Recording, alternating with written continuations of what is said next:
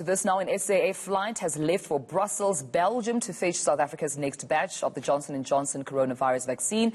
The plane finally took off last night. It had been scheduled to fly out on Sunday, but was unable to, of course, due to risk measures not being up to global aviation standards. This will be the second batch of 80,000 doses to reach the country.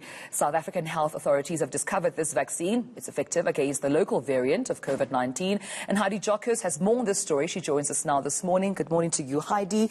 I mean, we have heard from the SA Pilots Association obviously being against this particular flight going to Belgium, but give us more details in terms of their role and their job in making sure that the next batch of vaccines arrive in South Africa.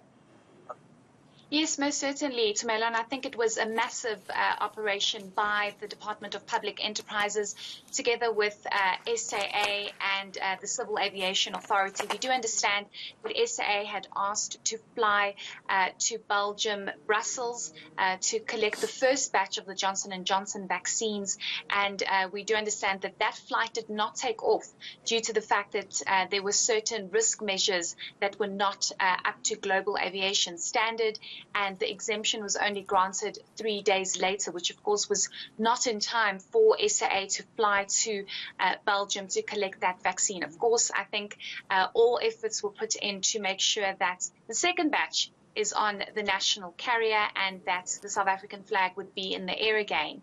And we do understand that that flight took off about 6 hours ago. It has about 4 to 5 hours to still go until it lands in Brussels. We do know that they will be collecting the second batch of the 80,000 Johnson & Johnson vaccines. But Tumelo, we do know from what the department has indicated that it was about 4 to 5 cabin crew that were on that flight or are on that flight, and the chief pilot is, of course, Vusi Khumalo. So we'll have to wait and see what happens when they get back.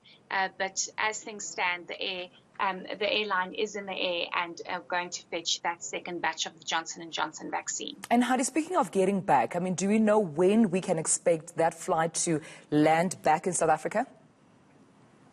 Well, it's quite an interesting operation that SAA has undertaken, given the fact that SAA doesn't ordinarily fly to Brussels. It's not a common route for the airline. And also given the fact that the airline is still in business rescue, it doesn't mean that the airline can't operate.